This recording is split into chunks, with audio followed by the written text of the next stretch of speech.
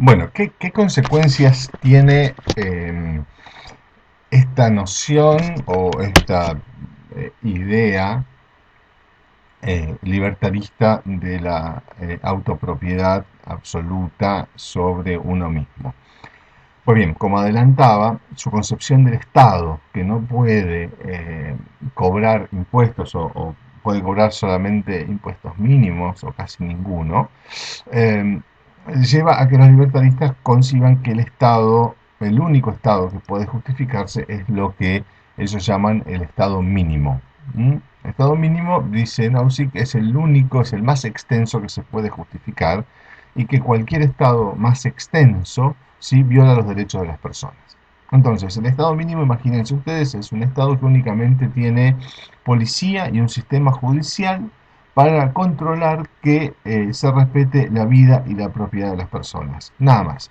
El Estado mínimo no provee, no abastece de nada, de ningún tipo de servicio, ni de electricidad, ni de gas, ni hospitales, ni escuelas, nada. Es decir, ninguna de las funciones que nosotros solemos asociar a servicios que el Estado puede brindar o puede regular, no es el caso de los libertaristas, es decir, es casi un Estado, hay algunos incluso que hablan del Estado ultra mínimo, y hay, aunque ustedes no lo crean, hay algunos todavía más radicales que los libertaristas, que se los llama anarcocapitalistas, es decir, donde ni siquiera habría un Estado y la seguridad y la justicia estarían en manos de empresas o asociaciones privadas que se ocuparían de resolver los litigios o los diferendos entre los individuos. Pero no me voy a detener en esa variante ya más extrema que este extremo que estamos explorando ahora. Ahora fíjense, eh, para justificar la idea del Estado mínimo, entre otras cosas, Nozick recurre a una idea que es la idea de explotación. Y usted dirá, porque la explotación viene del marxismo, sí, pero este es un truco que hace Nozick para, justamente para ilustrar esta situación, es decir, tomando un concepto de otra teoría, y dice que la explotación es lo siguiente. Dice que hay explotación en cualquier sociedad en la que los incapacitados para trabajar productivamente son subsidiados por el trabajo de otros. Cierra comillas. Es decir, la explotación significa cuando aquellos que no producen, ¿sí? Son subsidiados por el trabajo de otros.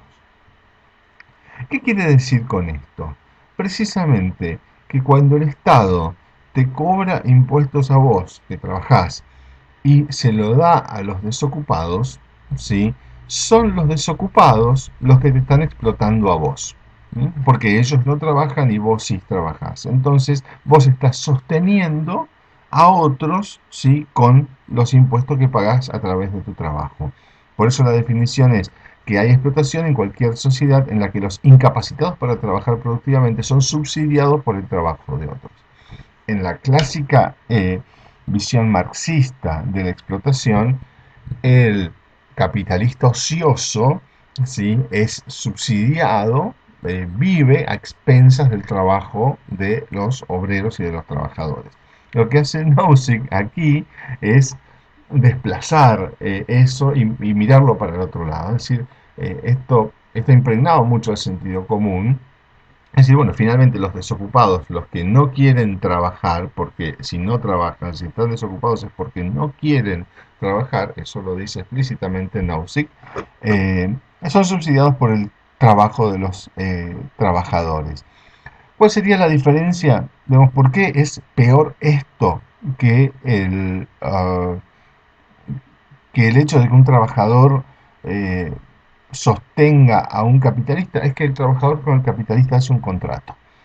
Es decir, el trabajador con el capitalista, ¿sí? Acepta ser explotado de algún modo, ¿sí? Acepta que el capitalista se lleve una parte importante del producto del trabajador. ¿Sí? Por lo menos el capitalista tiene un contrato ¿sí? Y no ha violado la autopropiedad del trabajador. Esto siempre según Nozick. En cambio, los desocupados no hicieron ningún contrato con los trabajadores para que los impuestos vayan hacia los desocupados en forma de subsidio. Por lo tanto, es peor, digamos, la relación entre los más pobres y los trabajadores que la relación entre los capitalistas y los trabajadores, porque en un caso hay contrato entre el capitalista y el trabajador y no hay ningún contrato entre el trabajador y el desocupado. Fíjense, digamos, esta lógica de Nozick y de los libertaristas, que ustedes habrán oído, digamos, en la calle versiones mucho más groseras, pero que salen del mismo tronco, sin saber que son expresiones que vienen del libertarismo. ¿Mm? Eh, lo que sucede, en definitiva, es que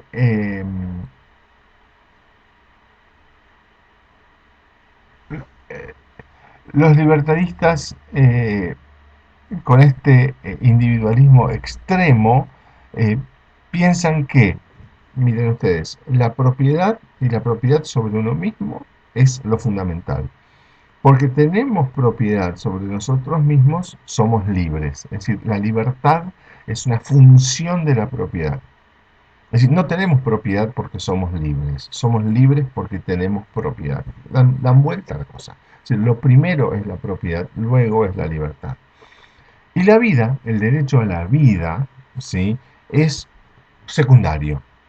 Lo voy a decir, lo voy a leer algo impactante que dice Nozick y es lo siguiente. Cito, un derecho a la vida no es un derecho a cualquier cosa que se necesite para vivir. Otras personas pueden tener derechos sobre estas otras cosas. Un derecho a la vida sería, cuando mucho, un derecho a tener o a luchar por todo lo que se necesita para vivir, siempre que tenerlo no viole los derechos de los demás. El derecho a la vida no puede ser el fundamento de una teoría de los derechos de propiedad. Dicho con más simpleza, el derecho a la vida no puede violar el derecho de propiedad. El derecho de propiedad es anterior al derecho a la vida.